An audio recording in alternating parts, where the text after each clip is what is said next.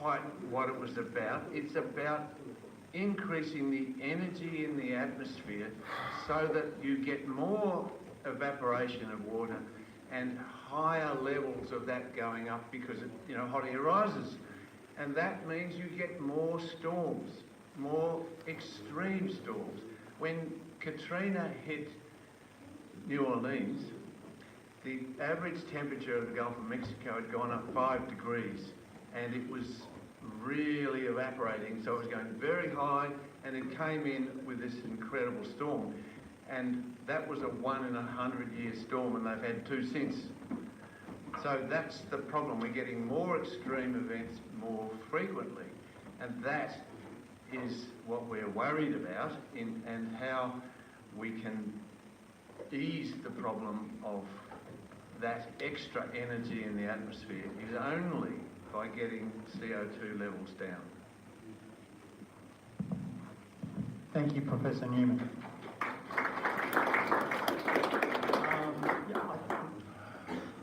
Would you like to stand up for the camera?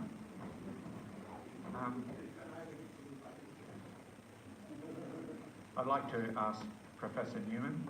My name's John Hartnett. I'm a physicist, retired professor of physics.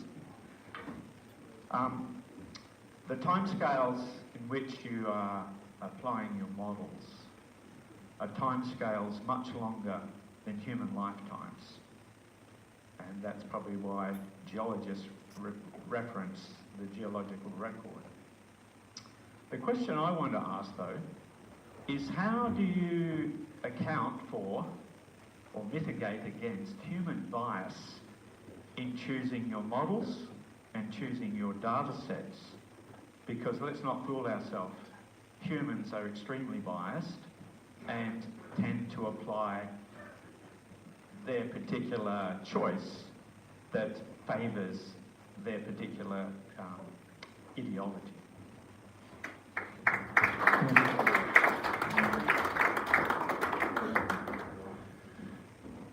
Yeah, humans are inherently biased and constantly need to talk to other people to see where their bias is and to learn from it. That's the IPCC process.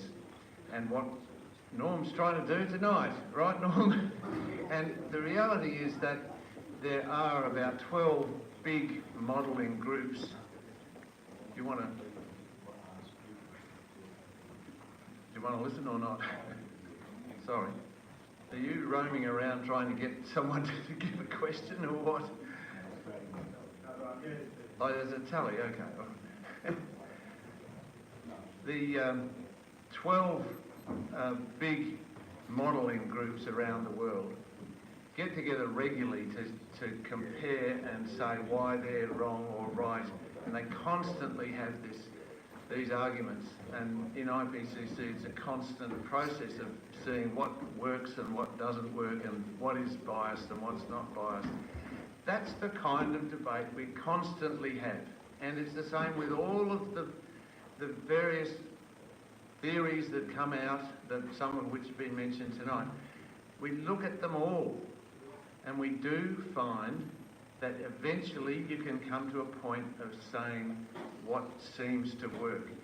And each year you look at it again. So for 1992, it's now 20 years of IPCC work on this, and the models seem to be getting better.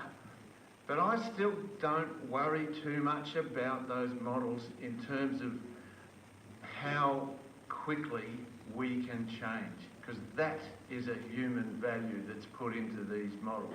And mostly they say, oh, it'll be 50 to 100 years before we can really get over this issue. And that to me is not the way human history has worked, because generally once we get hold of a new innovation like smartphones, I mean, we didn't predict from models that we'd get smartphones and everybody would be using smartphones. It happened so quickly, and it took off. Every Maasai herdsman in Africa's got a smartphone now. So it's very quick that you can get these changes, and I back the technological optimists who say that we now have the wherewithal to make these changes much quicker than the modelers thought, because those human issues, they're there, they are there.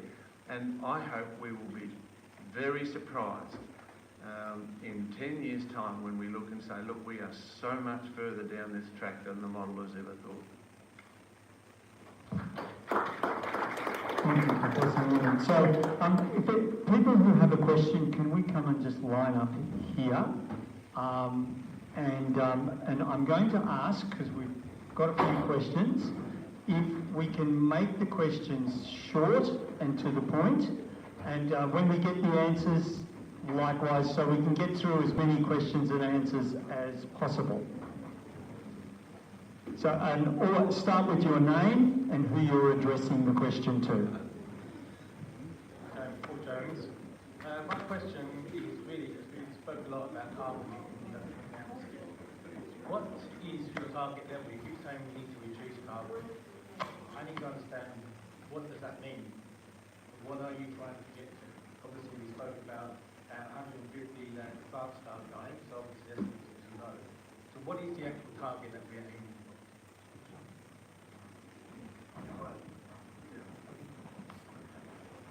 Thank you for that question, because that, to me, is a really important thing to understand where we're at on this. What the Paris Agreement came up with, and 196 countries agreed to this, because the business community and the environmental community got together before it and said, look, we think this is what you should do. 196 countries, so 2015, 2016, they adopted it. 2050 to be net zero means no more fossil fuels, apart from some that will be neutralised by planting more trees and stuff. So it is a matter of having zero effect on climate, okay? You getting me so far? That was the first step. The second part was, they said, let's try and get this earlier, 50% by 2030 is what they said. Now that was thought to be too hard by most places. But in the last 3 or 4 years, the finance world has announced this policy of $170 trillion only for net zero projects. So everybody's flocking into it very quickly, and it's happening very much quicker. So people are competing now to see if they can do it quicker. Twiggy's saying, oh, we can do it by 2030, no trouble, 100%. And the big thing is this. Each year after the Paris Agreement, there is meant to be a meeting of the parties, all the countries come together to try and ratchet up their commitments. Australia was not doing very well. We've now committed to 43% by 2030. That's actually quite strong in the world's situation. But there are other countries that are going further than that. All the state governments have gone for 50% or more by 2030. And this one, this state government here, has said 80% by 2030 in everything that the government owns. Now that includes local government. I don't think you've quite got that one yet. You're supposed to get to 80% by 2030. That's what they've said they're aiming to do. So every agency in the government, the public housing, the public transport, they have to meet 80% by 2030. That's only 8 years away. So there's a very rapid change. Now this is not a government that, the state government, that would say is highly committed to climate change. They've been pushed every step of the way.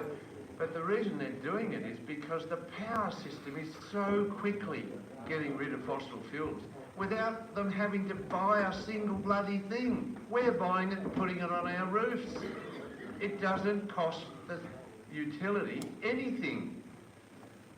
All of that solar is going in. 1 megawatt a day is going in. So it's going to be That's a very, good very question. quick. I'll have to Now, study you that and think try and that look it those up. commitments are too fast or something, but the reality is it's happening. So my question was, what's the target? You're talking about reduction and reducing reduction. I want to know what target are we trying to Oh, okay, that is the Paris Agreement. The net zero by 2050 is in order to keep below 1.5 degrees centigrade rise. If you go to 2070, by the time you get to net zero, then it'll be over 2 degrees. Well, all of those parts per million are there in the Paris Agreement. So you can Google, it's a one-page document. You can see it there. So we'll keep going with the questions. Remember, say your name, make the answer as, yes, as short as possible. The question is short as possible, but also when you answer, try and, because I just want to get through as many questions to as many people as possible. So yes, Joe, if you'd like to answer on the affirmative to that question, that would be great. But if we could keep it short so we can get through, that would be great too. Thank you. Three affirmatives really quickly. Warming is net beneficial. We look at the crop yields around the world, they're all at record highs. World population has increased. The more colder the world gets, the less food we can grow, the less arable land there is, the more frost we get wiping out crops, and the higher food prices go. So at the moment, warming is, and where do humans live? Humans live in the tropics, they live in warm climates. People don't go on holiday very often at the poles, they certainly don't go and retire there. So and for that first point, we actually get a more extreme climate in a colder world. When we have a colder world, moisture drops out of the air. So we all know when the clouds and the humidity go down, you get more extremes in temperature, higher highs and lower lows. You get, the Great Storm of 1709 in Great Britain was when CO2 levels were ideal and the world was cooler. And it was a shocking 9-day storm that killed thousands and wiped out a lot of the fleet. It was a disaster. So, great storms and extremes happen in a cold world. Now, the IPCC, the next question was about confirmation bias. The IPCC has no auditing, there's no formal checks on it. There is no one paid to make sure they get the science right on this. There's only people paid to find a crisis, and you'll find that in the mission statements there. You'll find anyone who disagrees gets sacked from universities. Look at Bjorn Lomborg, he's not even a scientist, an economist. He agrees with most of the consensus. He simply wanted to discuss the costs. Tony Abbott tried to give him $4 million, and our local university, University of Western Australia, had to knock it back. Even for $4 million, it was not worth letting an international economic expert set up a centre in WA to dare say that things were too expensive. Now, moving on to the next question. If we want debate, surely we pay people instead of expecting volunteers like David and I and thousands of people on the internet to spot holes and flaws in what the BOM and the CSIRO and the ABC and everyone else say. You know, we do it for nothing because we believe it's right. Now, on the forced transition, the subsidies, solar energy that everybody's putting on their house roofs is subsidised by the government. The subsidies were coming for years through the LRET and the SRET and being put on roofs, and people didn't know it, but their neighbours were paying a subsidy for the installation. They would phone up the solar installer, and the solar installer would say, sure, we can do it for this many $1,000, and they'd pay the money thinking they paid the whole cost. But actually their neighbours who didn't have solar panels were subsidising the cost of those solar panels through their electricity bill. It's hidden in the bill. You don't know it because when you get charged, your electricity bill doesn't have a label on it that says, this is what you're paying for other people's solar panels. So our electricity prices overall have risen because the costs of the solar panels have been shared amongst all the users. Even the poor people who couldn't afford to put solar panels on their homes are paying more expensive electricity. So rich people can put solar panels on their roof and get cheaper electricity. Now figure how fair that is.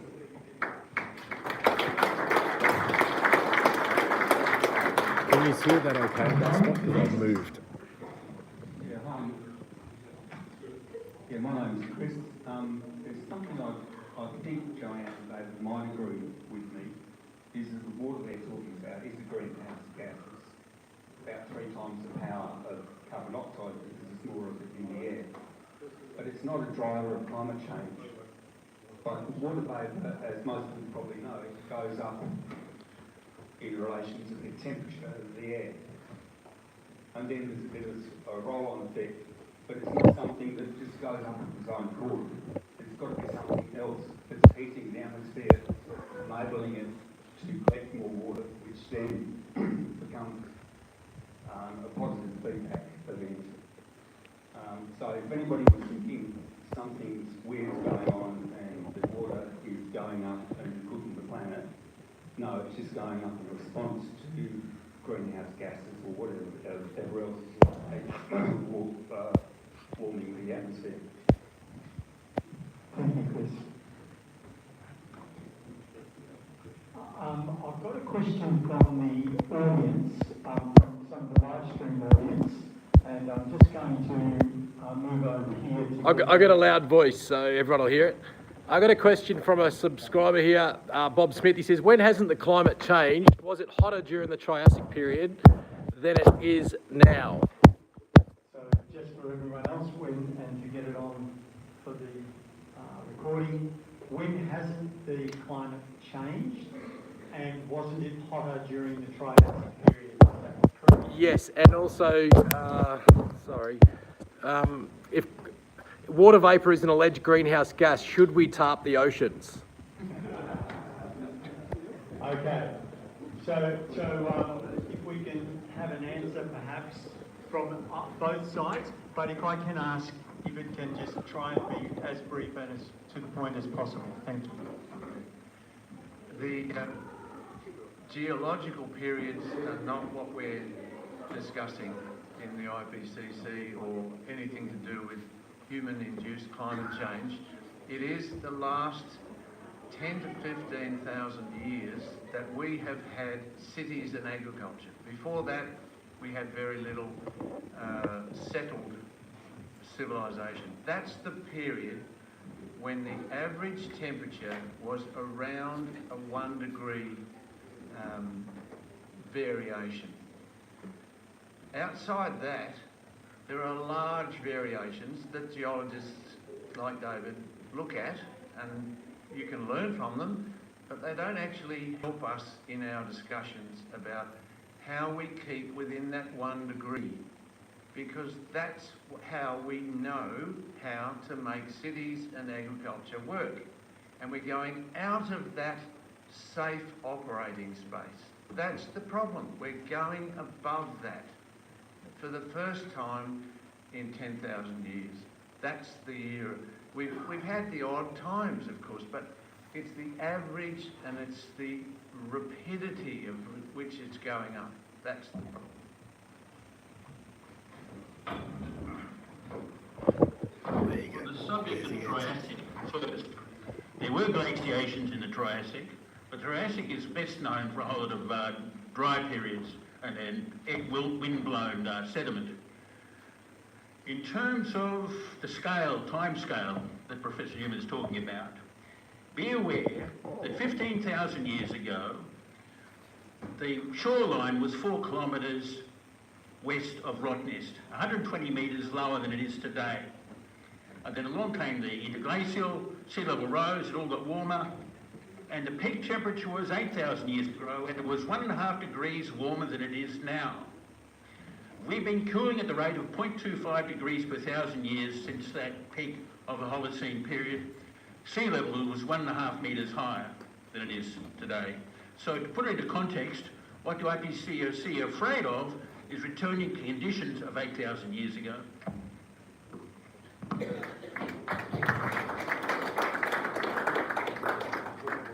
My name is Vic Power, and I've got a very simple question, and it's probably directed to Joe.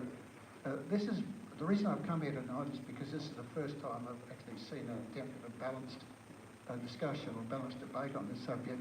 Joe, in the 20 years that you've been pursuing this issue, how many times has the ABC attempted to to present a balanced debate on the subject of the climate emergency.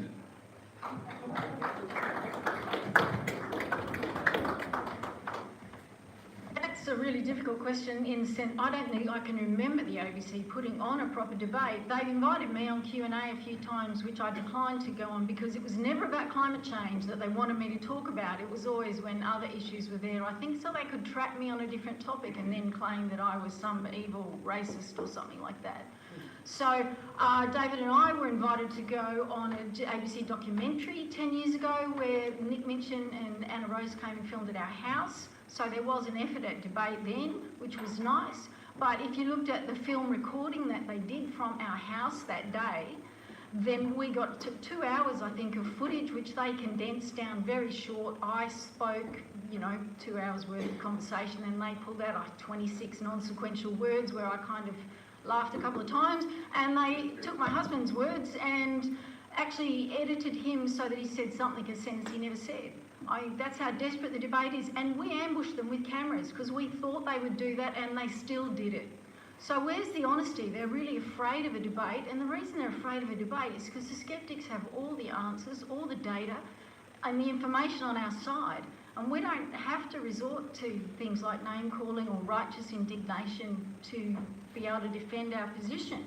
And I just want to make the point too, which we haven't really said, CO2 is a greenhouse gas. It does absorb.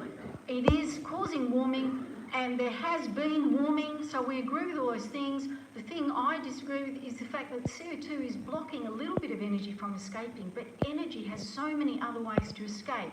It's a river of energy passing off the earth, and we can block a bit of that with CO2. Well, what do rivers do when you put an obstacle in their path? They find another way around. So we should be looking to get models that work before we spend $50 trillion on redoing our energy system, an energy system that worked really well before we started putting climate change onto it.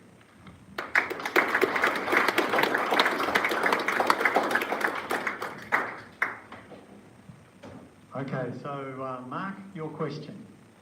Thank you, Norm. Yes, my name is Mark Lofts. I'm a retired doctor and independent researcher, and my question is just to address a couple of these issues. As a person old enough to remember, our seasons are earlier than they used to be, our plants flower earlier, birds nest earlier, and glaciers are melting. And I've been overseas and seen melting glaciers, and I do disagree with Joe a little bit, saying that what's going on and why I'm not afraid of global warming, even though it's real, is because the global warming is being reversed by the melting of the Greenland ice cap, leading to a rise in sea level of about 3 millimetres a year, which will rise to 4 millimetres a year. I asked the climate panel, are you really worried about the next 10 years with a 4 centimetre rise in sea level? Perhaps the Kwinana Freeway might worry, but I just wonder what people would like to say about that.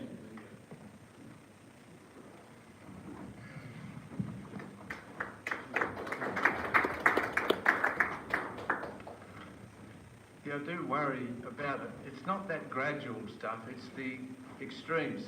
So the storm surges will get higher, more extreme, and that's the issue that Pakistan has covered. 2/3 of their country were covered. That's the kind of extreme we're talking about, not just the odd centimetre or two rise.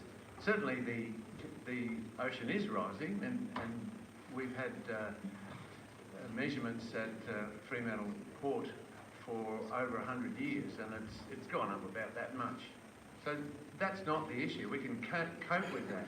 It's the extreme storm surges that are likely to cause damage, and we will get cyclones coming further south. The heat from the tropics is going up and coming further south and going further north.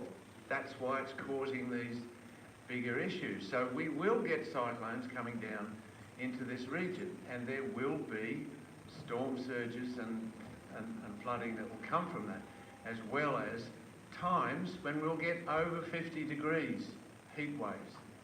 They're the issues that we need to try and come to terms with. But overall, we're not going to be the place where most of this change occurs there's a lot more serious parts of the world where there's a lot more people living that are being affected, and that is the issue that we're trying to address at the same time. It's an equity issue as much as anything. Can I just say one very quick thing? Jo's mentioned this subsidy thing of PVs several times. She said the PVs were subsidised by about $2 billion. That sounds a bit more than I think it is, because it's a very small amount that you get a subsidy for a PV on the roof. Fossil fuels are subsidised by the federal government $30 billion a year. You know the diesel rebate? $30 billion is the known figure. The diesel rebate for agricultural and mining purposes, they get 50 cents a litre less, right? That's a subsidy. Yeah, I know, right? But it's a subsidy, right? $30 billion.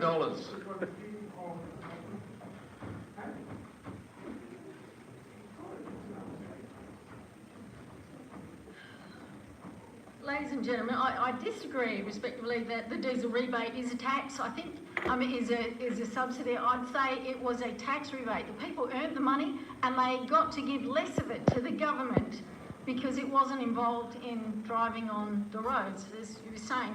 And that most fossil fuel subsidies, they're dwarfed in comparison to the subsidies. Look up Alan Moran's list of subsidies in Australia from the government, from state and federal level governments. And he estimated at least $5 billion a year was being spent on subsidies to solar and wind. Now, there are lots of other subsidies to them, things to do with the transmission lines, because they need to be out at far distant remote locations. The subsidies of frequency stability on our grid, we took all that for granted. It was given by coal-fired plants. We didn't even think about it. We've had to set up a whole market for FCAS, frequency control stability, so that our grids don't crash and fall over. We need backup, and the backup is got to be good enough to run the grid, because solar and wind collapse down to a mere 2% of their total capacity once or twice every month. So we end up with this low running choke point, as Rafe would say, thank you Rafe, and we've got to have a fully backed up grid for our intermittent renewables. If you've got the fully backed up grid, just run it off that. You don't need the renewables running on top unless you believe there's a real benefit to cutting CO2, and if you really believed you wanted to cut CO2, you'd put nuclear power in, because that's the only sensible baseload provider of low carbon energy. Why isn't anybody interested in cutting carbon with nuclear?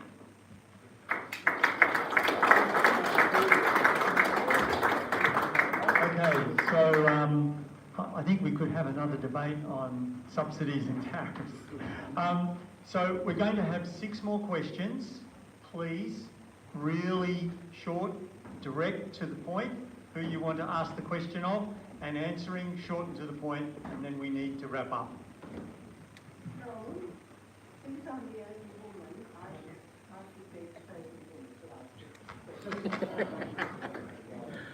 Yes, we will extend you to number 2. He identifies as a woman.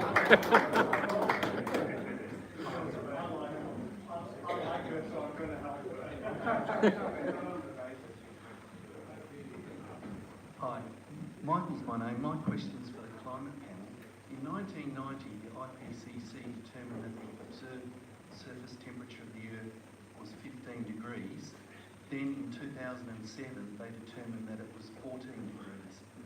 If the IPCC can't measure the temperature of the Earth, why should we trust the science that they can have a model that can predict the future temperature of the Earth?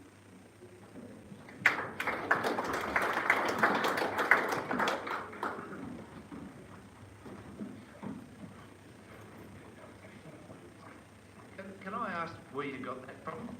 Yeah, I wrote from some reports from the IPCC website. I can show you on the phone. Okay. Downloaded, this is by the IPCC. Yeah. Because there are 31,000 weather stations around the world that are coordinated to give average temperature for the water, the earth and the air. And they are brought together to get that average temperature. I don't understand what... Were they correcting a figure from the previous year, or is that what they were saying? I don't... There are the people on the other side thinking there are quite a lot of publications in journal articles and news journals that look at the subject, and they will why is 14 become 50? Yeah. Why I asked is it sounds very blog-like rather than published papers that we review in our process in the IPCC. So that's all I'm saying, is that there is an enormous amount of scientific effort that goes into getting those numbers.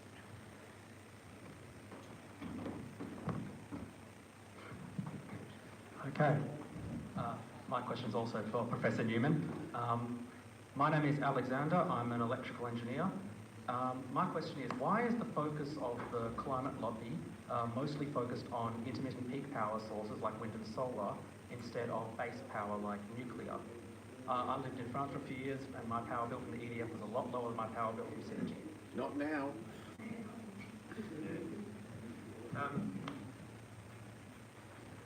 Look, it's a... This is... The electrical engineering profession is changing very rapidly because of these solar and wind being so cheap that they can... Look, they are cheap. They are so much cheaper, Joe. I don't know where you're getting your data from. Everybody can see it. It's very cheap.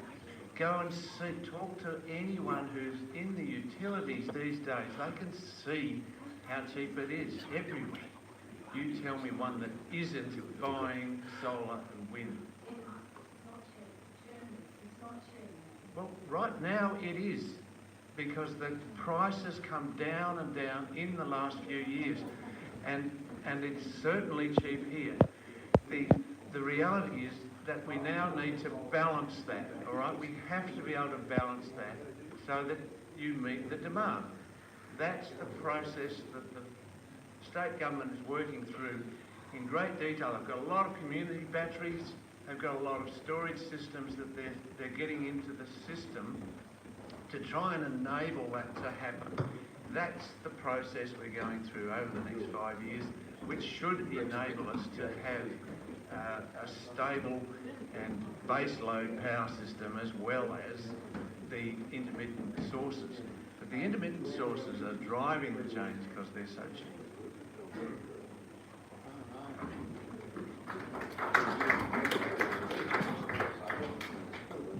G'day, Andrew. Apologies for not being here from the beginning in case this has been covered. I'm curious if anyone could discuss a bit further in three areas: the magnetic pole stripping, chemtrails, and thorium nuclear power. Okay, so there's a lot to unpack there. Yeah, but how about if we just get something from thorium? David, would you be able to, or Joe, could you say? Yes, on thorium as a potential nuclear power. There's 4 times as much thorium as uranium. But the problem with thorium, it needs 2 stages of breeding to make it into U-235 before it's fissile. And you have to do that in the thermal spectrum, not in the fast spectrum. It's only got an 8% breeding ratio, whereas plutonium radioreactors have a 30% breeding margin. So you can easily lose all your neutrons in the walls of the reactor and everything. It'll be much safer and simpler to go through sodium-cooled plutonium radioreactor rather than try to commercialise thorium. We're running out of time as a civilization to get nuclear power sorted, and the combination of plutonium and thorium one day may extend our nuclear reserves 5-fold from what they are at the moment, but that may come. Thank you, David.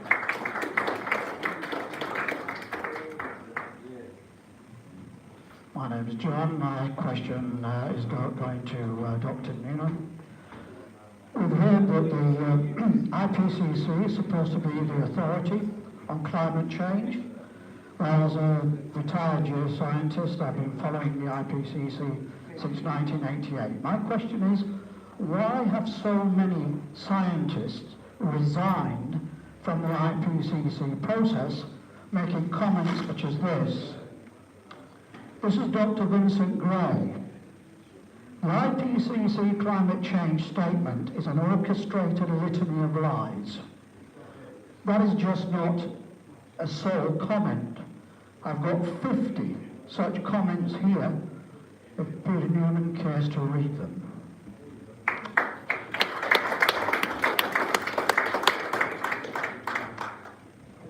Yeah, look, there are some people who have resigned, and I think it's sad that they don't stick around to work out their ideas, because everybody else does disagree. There's lots of disagreement that happens, and we work it through. There are a lot of geologists who have not stayed in the IPCC because they prefer to have a much longer time span, and that's not what the IPCC is set up to do. So that's one of the reasons, and they prefer to have that perspective, that it's all, humans are going to disappear anyway, so it doesn't kind of matter. That sort of approach is not what nation states get elected to talk about. Yeah. I know. We hear them. We hear their stories. We're not cut off from the world, you know. We do have these statements that come to us, but every time we get our reports reviewed, those kind of statements come in again, and we have to answer them, and they are answered and reviewed. The reviewers' comments taken back to them, and they are all published. You can read all of the reviewers' comments for everyone who disagrees. They are there. It's not like we're running away from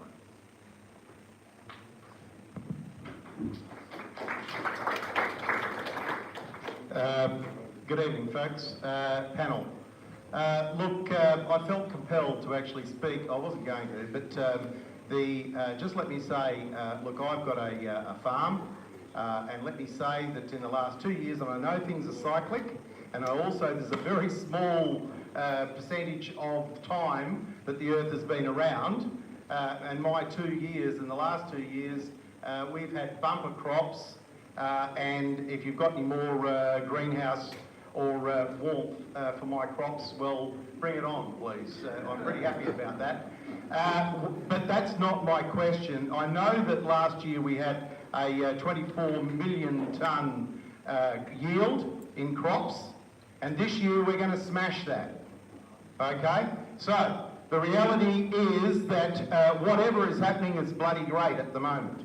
But what I will say to you is this. I am extremely concerned about the UN's involvement in all aspects of our life. Whether that is bringing up our children, or it is actually advising on cattle.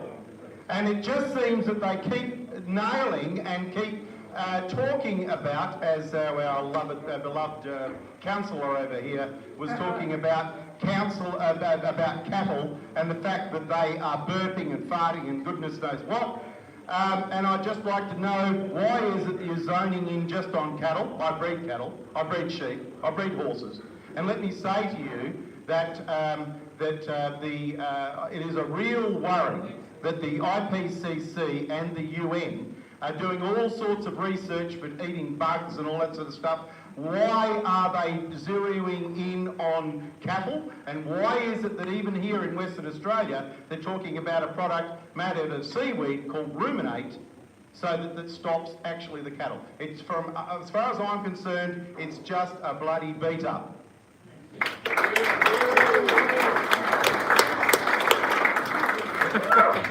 I just say, look, I reckon it's fantastic what the farmers have done in West Australian wheat belt and the pastoral areas where the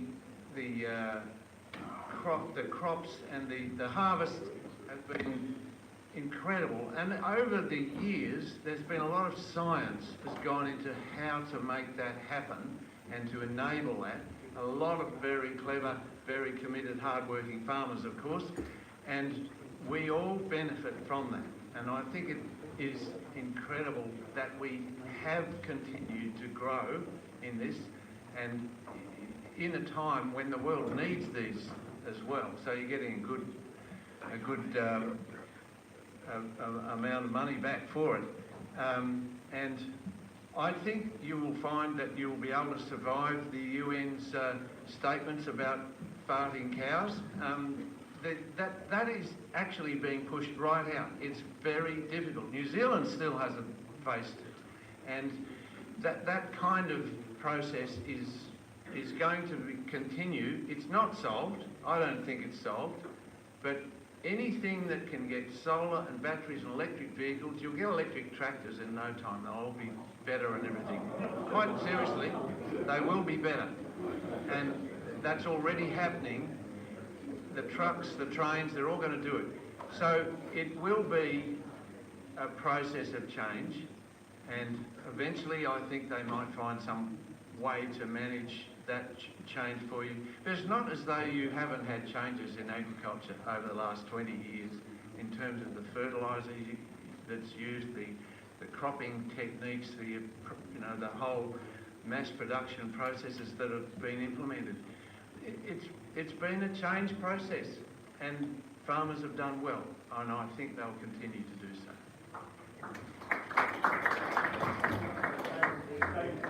On the subject of methane, I believe the current level is 30 parts per billion. Now, carbon dioxide is currently 420 parts per million. So at 30 parts per billion, we're looking at a level that's 1/10,000th the level of carbon dioxide in the atmosphere. So anybody who's worried about something that's quoted in parts per billion is talking complete nonsense. They're trying to lead you astray. The half-life of a methane molecule in the atmosphere is 30 years. So it gets oxidised very rapidly. And the greatest source of methane in Australia is termites, and on planet-wise, they produce far, far, far more methane than all the cattle and sheep and all the other things. Just about every stick of wood that gets grown in this country falls to the ground, gets eaten by a termite or some other thing, and produces a hell of a lot of methane. No one worries about it. The only reason why we've got a beat up on methane, and our federal government just signed some international methane treaty, don't worry about the details, it's just all the great nonsense. Absolute great nonsense, relying on people to believe what scientists say uncritically.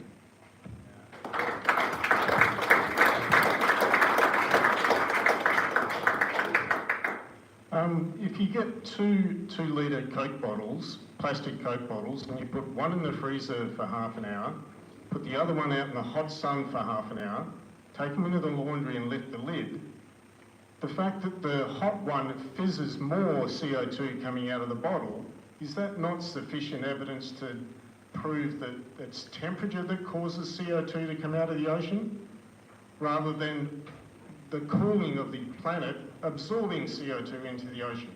So it's temperature causing CO2, not CO2 causing temperature.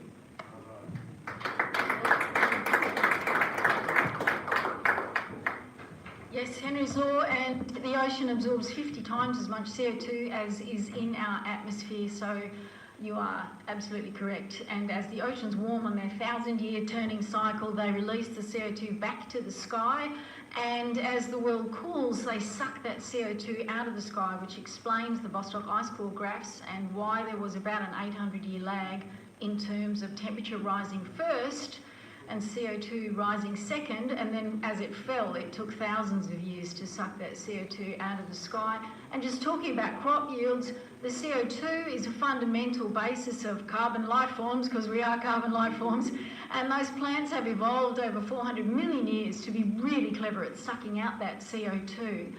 And that the CO2 comes out of the air, not out of the ground, when plants draw it down, and so putting more of it in the air is in fact really good for plants, and it is what market gardeners do. Carbon dioxide is called pollution. It's part of a propaganda campaign.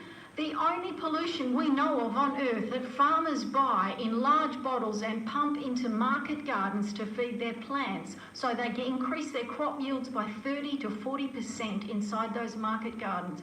How do we call that pollution when our plants are depending on it and it's healthy and we are carbon life forms, ladies and gentlemen? We don't call it pollution. No, you just read the IPCC reports. There's plenty about how CO2 improves plant productivity. It's there. It's clearly stated. It's not a problem. It's the temperature that matters. Okay. I just have to say, yes, IPCC may not call it pollution, but hundreds of people on television call carbon pollution. They demonise the sixth element of the periodic table, and none of those IPCC scientists stand up and tell the ABC off when it does that. When are the real scientists in the IPCC going to stand up and start saying it's not okay to use the term climate denier, it's not okay to call carbon pollution, and we need an accurate, friendly, civil debate, because science depends on civility just as civilization depends on science. So we're after our last question, and I'm hoping this is for Ian. Well, it's actually, my name's Helen. Yes, it's on. My name's Helen, and I'd like Joe to address this and Professor Newman. In 1942, some Allied bombers were flying over Greenland, and because of a blizzard, they had to land. The airmen were saved, but in 2011, using solar,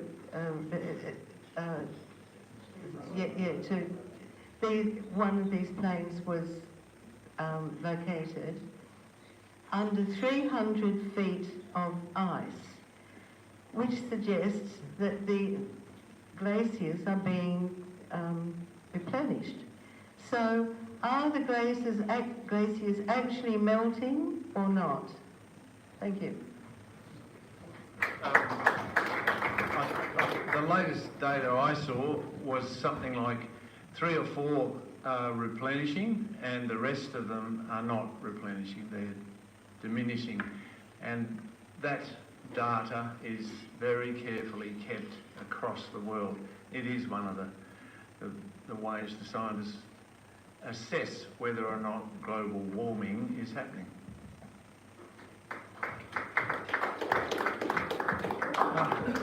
Regarding the Greenland ice sheet, it's ice falling in the centre of it, and it all flows out to the margins and then carves out in the glaciers and so on. The low in the Greenland ice sheet in terms of ice mass was 2011, and it is now increasing. And if you look at total northern hemisphere snow mass, that's gone up a hell of a lot just the beginning of this year, and we'll see that continue.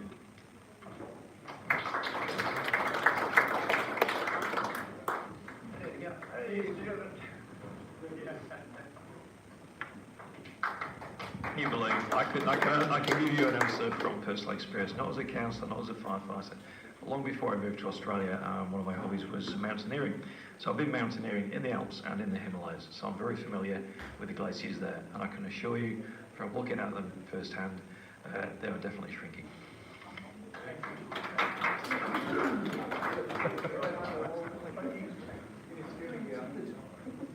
So thank you everyone for your patience and for the fact that you came here and you listened.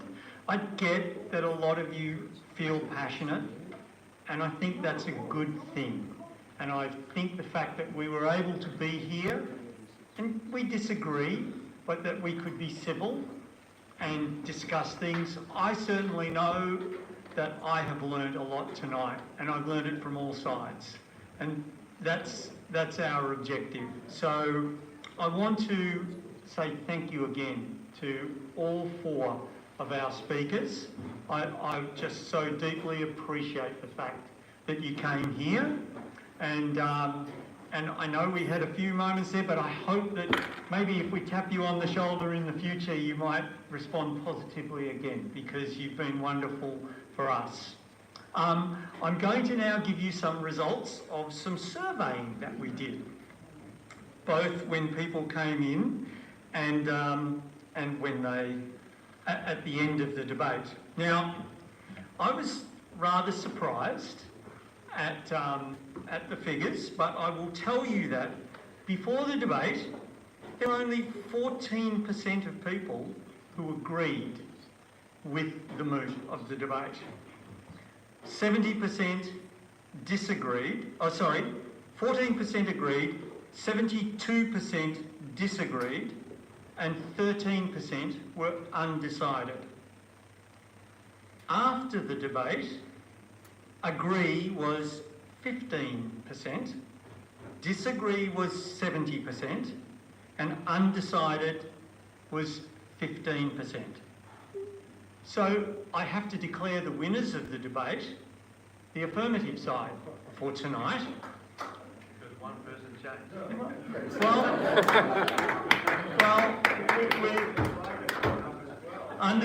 We can have the undecided, we're co-winners, but in a debate, one of the teams must be declared a winner. And tonight, the affirmative side were the winners on the numbers.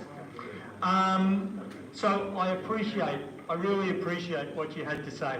I don't think it's that important. I think what I take away from that is the fact that people moved and people changed their thoughts. And that shows us why we need to do this, why we need to be together, why we need to face each other and do that without fear, knowing that people disagree, but that we can be that way. We don't have to be polarised, we don't have to be enemies to each other, and we can leave still disagreeing, but as long as we learn from that exchange.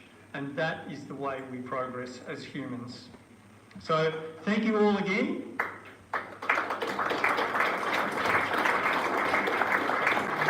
Thank you to the team who put this together.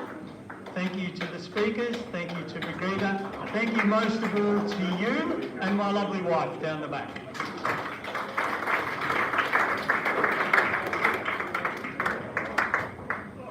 Next week, man-made weather. Next week, same time, same place.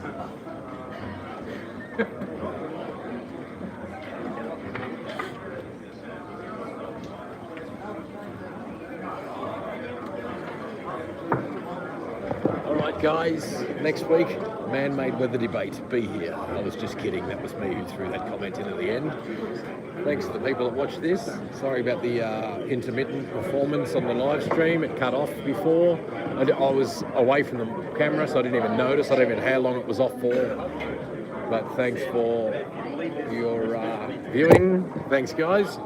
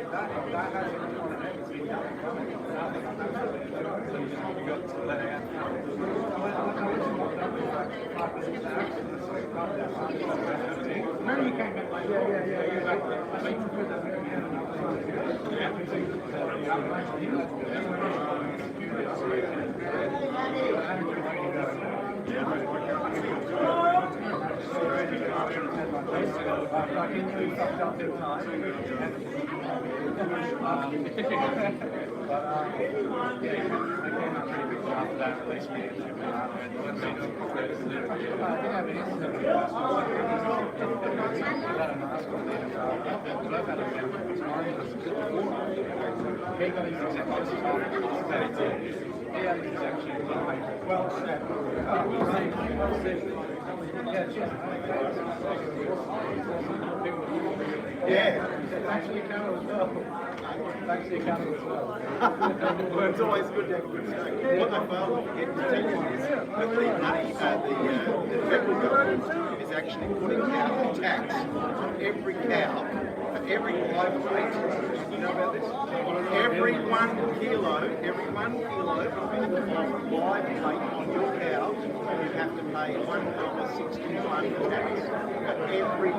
So if my bull weighs a tonne, it's going to cost you $1,600 and whatever, $16, right? Before it goes to market. If you think you're going to be able to buy e-vape, my friend, when you're my age, think again. We're going to create our own market.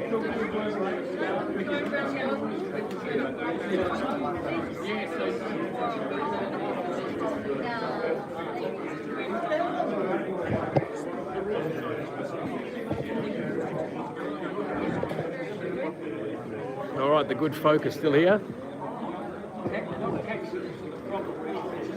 Yeah, so all the job, nothing else, like you're saying at the incident. Yeah, funny things, I went in there without a mask, it was February, so during the whole mandate shit. And they asked my father, do you guys have a mask? And he's like, nah, we've got an exemption. I just kept walking. I didn't even face meeting. Long story short, we left, we got our stuff, there's no issues. There was a little bit of what people around us, like, we left, we got our product, and they called the police on us. And they came to the house the next day. We came back 3 times. Yeah, they got the plate, and then they called them. Well, they're all... That was when it was right in the car, and I think it would be like extra powder. And I didn't actually have that exemption written up. I'm only be discussing it with my health and she said, not to everyone anymore because I have a legitimate health condition like that. And that should run me up an exemption in the near future when I next come back.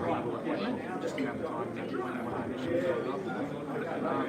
So I didn't have an exemption at the time. I was in a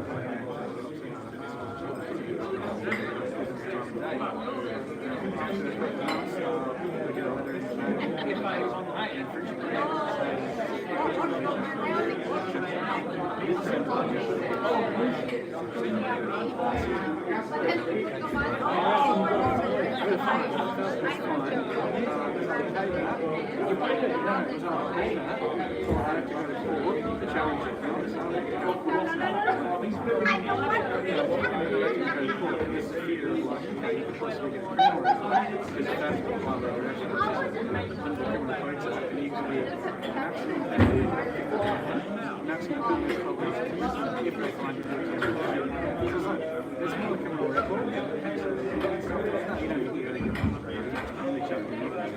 Criminal record stays with you for 7 years if you're lucky. If you're lucky, you can maybe try to get it removed after that. If you're lucky, then that's like, it was quite intimidating to say, no, I want to go to court, because at the time, the way that Australia is in our state, I wasn't sure whether or not I was going to get a fair trial. Fair justice. Pretty nasty. Yeah, so has it been gone through? It's gone through. There's 6 or so. I had to go to court, to the trial,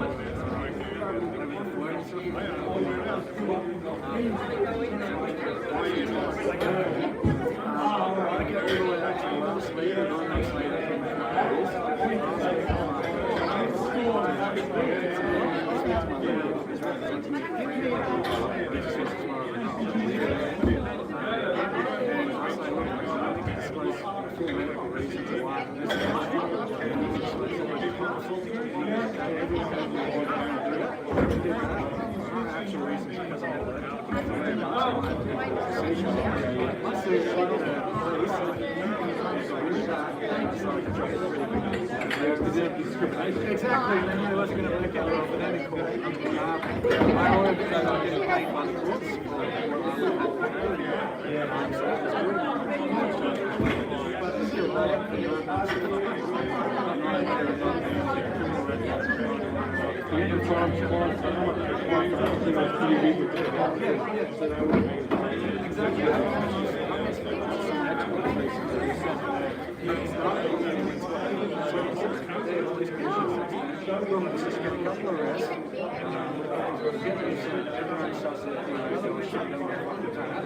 the time it's all dropped away in the future, I'll forget about it. That's what the police commissioner was telling me. The officers of the law, you don't take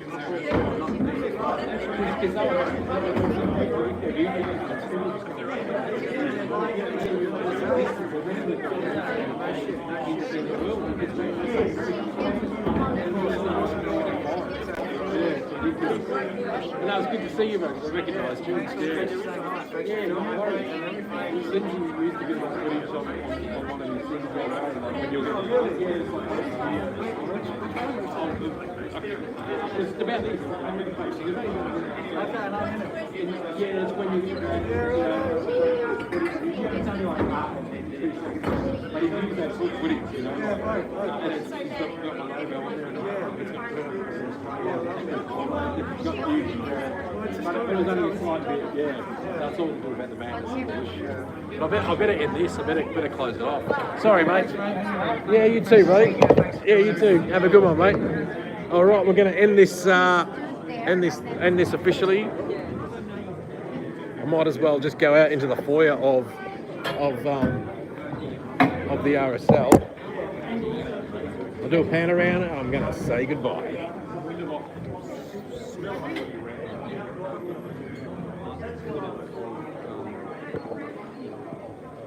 RSLs,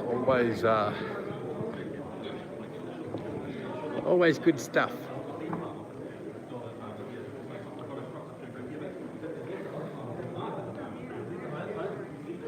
Still 3 people watching. I can't believe you're just sitting there. You must just have your TVs running. I don't think there's anybody there. Because why would you have just endured 5 minutes of just this thing sitting on a table while people were walking out, getting out of here? Anyway, I'm going to say goodbye. Thanks for watching this Hang Loose Recluse, and sorry about the technical difficulties with the internet access and the streams cutting out. But thanks for watching as we get better at these live stream services. You're watching. Hey, who's that? Thanks, bro. Oh, can't see in the glasses. Oh, Rod Hendricks. No worries, mate. Tune in again sometime, and thanks for coming. Really appreciate it. It was an interesting debate. I didn't really talk that much, but ultimately I love the idea of doing live streams and commentating on the side as well. But anyway, guys, thanks again. Quiet night, bit of background noise while reading the budget news. All right, so you just heard the stuff going on. Yeah, apologies about the cut-offs there because the live stream cut off there, but I don't know how long it cut off because I wasn't at the camera when it happened, so I missed it. And I was sitting aside for about 20 minutes, so it might have been up to 20 minutes, hopefully only a little bit. Anyway, from the Belmont RSL, guys, and obviously the Hang Loose Recluse has to be hatless because it's a special occasion, special event. We don't wear hats at the RSL. Anyway, thanks, guys. We'll see you next time. Thank you. Cheers.